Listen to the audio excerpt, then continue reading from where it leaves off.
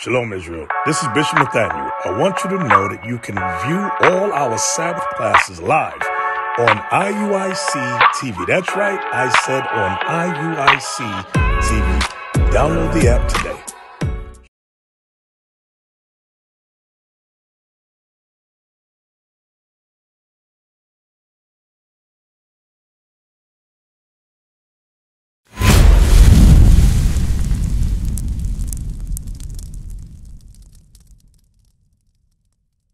La bonne compréhension de Dieu. Lis. Le livre de Abdias, le verset 15. Car le jour de l'Éternel est proche. Le jour de l'Éternel est proche. On va voir si ce jour-là c'est Kumbaya, main dans la main, tout le monde en Jésus-Christ. Tourne la joue, main en esclavage, tourne la joue. On va voir si c'est ça le jour de l'Éternel. Lis. Car le jour de l'Éternel est proche pour toutes les nations. Pour toutes les nations, le jour de l'Éternel est proche. Habla espagnol. Habla espagnol. Si? Hermana.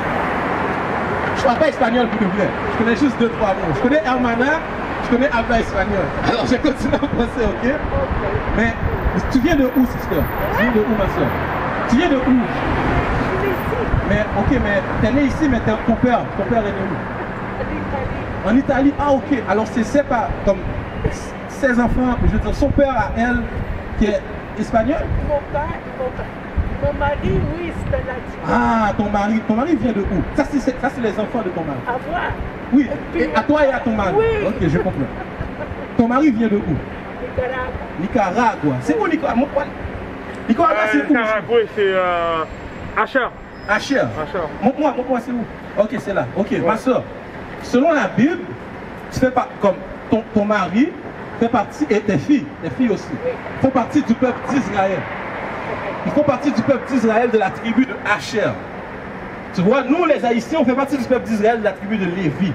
Mais le peuple d'Israël, c'est un peuple choisi. Un peuple. Donne-moi ça dans Deutéronome chapitre 7, verset 6. Tes filles, ok, c'est le peuple choisi de Dieu.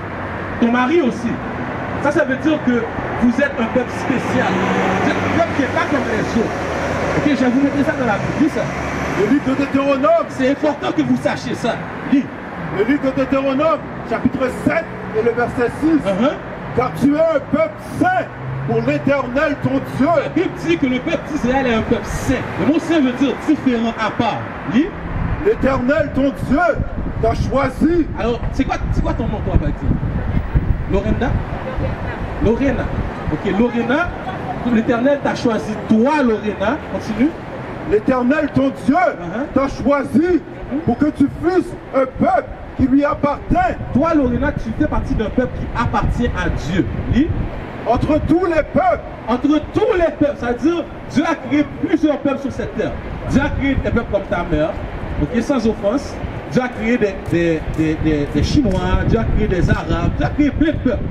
Mais Dieu a créé un autre peuple, il a nommé Israël et il a dit, ce peuple-là, je choisis ce peuple-là pour être le peuple qui me représente sur terre. C'est-à-dire que tu fais partie d'un peuple de royauté. Tu comprends, ma soeur? Un jour, ton peuple va gouverner sur cette terre. C'est-à-dire que toi, tu es une vraie princesse, là, Lorena.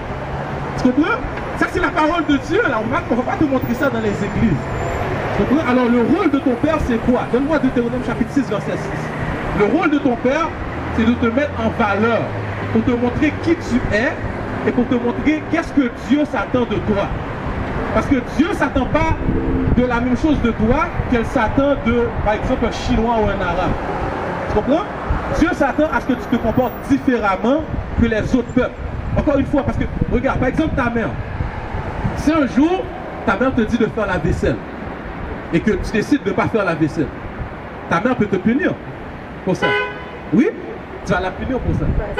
Certaines. Pourquoi? Parce que tu es sa fille. Tu comprends? Alors, Dieu, c'est la même chose. Dieu va te choisir toi, Dieu va te punir toi aussi. Dieu ne va pas punir les Chinois, il ne les a pas choisis, ce n'est pas leur fils là. C'est pas ces princesses, tu comprends? Alors, si toi tu décides de désobéir à Dieu, ça va mal aller pour toi. Tu comprends? Mais ça va être différent pour quelqu'un d'autre. Mais un jour, ton peuple va gouverner sur cette terre. Je vais te montrer qu'est-ce que ton père est supposé faire. Donne-moi ça, Deutéronome 6. Quelqu'un donne un flyer quelqu'un donne un flyer aux sœurs, lis. Le livre de Deutéronome, chapitre 6, et le verset 6. Et ces commandements que je te donne aujourd'hui. Alors ces commandements, Dieu a donné des lois et des commandements à son peuple. Lis. Seront dans ton cœur. Tu les inculqueras à tes enfants. Alors ton père est supposé te montrer les commandements. Tu comprends? Parmi les commandements, il y a des commandements comme par exemple le sabbat, tu dois observer le sabbat. Dieu a dit que tu dois porter une jupe, ma soeur. Tu comprends? Là, tu es chez ta mère, peut-être que c'est pas comme ça chez toi, mais un jour, tu vas pouvoir faire tes propres décisions, quoi que ce soit. Comme une princesse. Est-ce que tu as déjà vu une princesse en pantalon? Non, hein, ça porte des belles jupes, des belles robes, des affaires comme ça. Ça porte des habillements de royauté, là. C'est super belle une princesse, ça porte des bijoux et tout. Ça, c'est la description du peuple d'Israël. C'est comme ça que tu es supposé représenter Dieu sur terre aussi, tu comprends? Ok, continue. Tu les inculqueras à tes enfants. Alors ton père est supposé apprendre cette parole-là pour les impliquer à ses enfants. Continue. Et tu en parleras quand tu seras dans ta maison, quand tu iras en voyage, quand tu te coucheras et quand tu te lèveras. Ok, ça veut dire, ton père est tout le temps supposé te montrer ça. Je vais te montrer quelque chose. Tu as quel âge? Ok. Et désolé maman de Lorena, mais c'est important que je montre ça à Lorena. Ok? Est-ce que quelqu'un... Et Michael, qui fait ça pour moi? S'il te plaît. Lorena, c'est important que tu mettes ces images-là dans ta tête. Ok, Lorena? Parce que ça, c'est ce qui est arrivé à ton peuple. Pourquoi? Parce que Dieu a choisi toi, Dieu a choisi tes ancêtres, et tes ancêtres ont décidé de désobéir au commandement de Dieu. À cause de ça, Dieu a mis tes ancêtres en esclavage. Est-ce que tu comprends? Ok. Alors ça, regarde, ça, c'est arrivé à ton peuple. Tu comprends ça, Lorena? Mais c'est toi aussi. Qu'est-ce que ton nom? Ania. Ok. J'espère. Ça, c'est ce qui est arrivé. Toi, les Latinos, les Hispaniques et tout, là, ça leur est arrivé avant les Noirs. Tu comprends? Et toi, ça, regarde, attends, approche un peu, Lorena. Je vais m'approcher, désolé.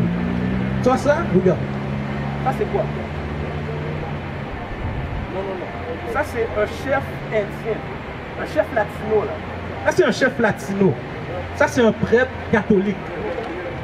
On met ça, la croix, c'est le christianisme catholique. La religion catholique, là. La religion protestante, toutes ces choses-là. On a dit à tes ancêtres, suis cette religion-là, sinon on te brûle. C'est comme ça que notre peuple a reçu le christianisme. C'est comme ça que les latinos sont devenus catholiques. Majorité des latinos sont catholiques aujourd'hui, pas vrai? J'imagine que ton père est catholique probablement. Mais c'est comme ça que ton père a reçu cette religion-là. Tu comprends? Mais cette religion-là, ces religions-là sont faites pour nous garder en bas. Car les latinos et puis les noirs, c'est le peuple qui est en bas en ce moment sur cette terre. Est-ce que tu comprends? Donne-moi Deutéronome 28, 15. 28.1. Quelques écritures encore. Vous êtes là encore, fait que je continue à vous donner des écritures. C'est très important pour tes filles là. Ok? Fait que... Le livre de Deutéronome. Parce que ça va les mettre à part des autres filles quand ils vont être plus grandes. Parce qu'en ce moment, notre peuple, c'est un peuple de débauche. Tu comprends? Comme toi, dans les pays latinos, la prostitution règne. Est-ce que tu savais ça? Je m'excuse d'employer des gros mots comme ça, mais il faut qu'ils comprennent. Là. Ils sont quand même grands. Ils sont au courant. Tu comprends? Alors, c'est un peuple où est-ce que les filles de ton âge, on les met déjà comme prostituées et tout. Là. Tu comprends? Pour faire de l'argent. C'est vrai, c'est la vérité. Et puis, même ici au Canada, tous tes amis vont grandir et tout, et il y a des grosses chances que tes amis ne t'amènent dans rien qui est bon. Mais, si tu as la connaissance de qui tu es, si tu sais que tu es un peuple séparé, un peuple à part, tu ne vas pas aller dans ces choses-là. Tu comprends, ma soeur? C'est pour ça que je te montre ça. Moi aussi, je suis une fille. Alors, c'est pour ça que je parle très sérieusement quand je parle de ça. Lis ça, Deutéronome chapitre 28, verset 1. Le livre de Deutéronome, chapitre 28, et le verset 1. Si tu obéis à la voix de l'Éternel, ton Dieu. Dieu a dit à tes ancêtres, si tu obéis à la voix de l'Éternel, ton Dieu, lis. En observant et en mettant en pratique tous ces commandements. Dieu nous a donné des lois et des commandements à respecter, pas des religions. Dieu ne nous a pas donné catholique, adventiste, toutes ces affaires-là. Dieu nous a donné des lois et des commandements. Lis. Que je te prescris aujourd'hui, l'Éternel, ton Dieu, te donnera la supériorité, l'infériorité, la supériorité, l'égalité. la supériorité. Selon la Bible, tu n'es même pas égal à tous les peuples. Tu es supérieur à tous les peuples. Tu comprends? Lis.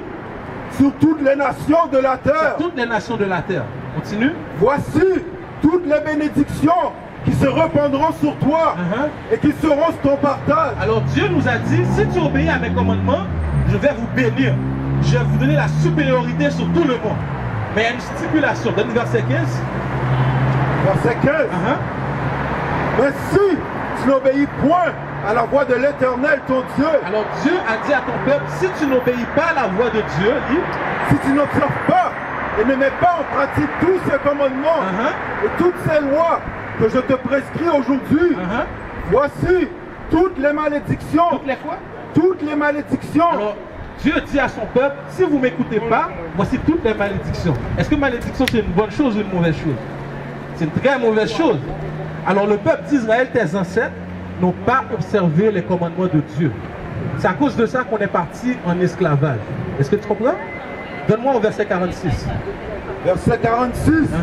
Elles seront à jamais pour toi. Le elles, c'est les malédictions. Les malédictions vont être à jamais pour toi. Et pour tes descendants. Et pour tes descendants, vous voulez dire tes enfants. Comme des signes et des prodiges. Alors tu vas voir les malédictions arriver sur un groupe de personnes. Ça c'est un signe. Et tu vas pouvoir identifier c'est qui ces gens-là. Donc par exemple, là on est sur Saint-Michel, il y a le pancarte Saint-Michel, on sait qu'on est sur Saint-Michel. Alors, dans la Bible, tu lis des malédictions. Si les malédictions s'appliquent à toi, ça veut dire que tu es le peuple d'Israël. Verset 48, dernier passage, après ça, deux derniers passages, après ça je vous laisse partir. Verset 48. Ta mère est très gentille parce qu'elle a patienté avec nous et tout. Lis. Tu serviras au milieu de la faim. Alors ça c'est une malédiction. La Bible dit ton peuple va servir au milieu de la faim. Lis. Au milieu de la soif, de la nudité et de la disette de toutes choses. Tes ennemis. Des quoi? Tes ennemis que l'Éternel enverra contre toi. Alors la Bible dit, une des malédictions c'est que tu vas servir dans la faim. Voulant dire, si tu veux manger, comme tu vas où? Tu vas, ben t'achètes pas encore de la nourriture, mais tu vas au IGA, tu vas au Maxi, quoi que ce soit. Mais tu sers tes ennemis dans la faim. Voulant dire que c'est pas un hispanique le propriétaire de ce maxi-là. C'est pas un noir, tu comprends? Peut-être que c'est un européen, un chinois, un arabe, tu comprends? Mais ton peuple ne contrôle pas les industries alimentaires. C'est pour ça que tu sers dans la faim, dans la soif, la même chose si tu veux boire, dans la nudité. Si tu veux te vêtir, un autre peuple va te donner ça. Et, continue. Et il mettra un joug de fer sur ton cou. Un joug de fer, c'est une chaîne de fer. Ça, c'est une chaîne de fer. La Bible dit qu'il mettra un joug de fer sur ton cou. We used to scream black power while heroin was pushed. But at the end of the day, nothing's in vain. IUIC has been given a vision. The tents of Judah has risen. Many has attempted the mission. Minor murmuring, omitting, and missing the mark. Just reading that he had the flame of fire in his eyes gave us the spark. We on Paul's mission. We out on the road, purple and gold. From Mexico, Cuba, Haiti, Ghana, Sierra Leone. 144,000 boots banging, concrete crackling. These are our men repented at heart. The scriptures is proof. IUIC, we deliver the truth.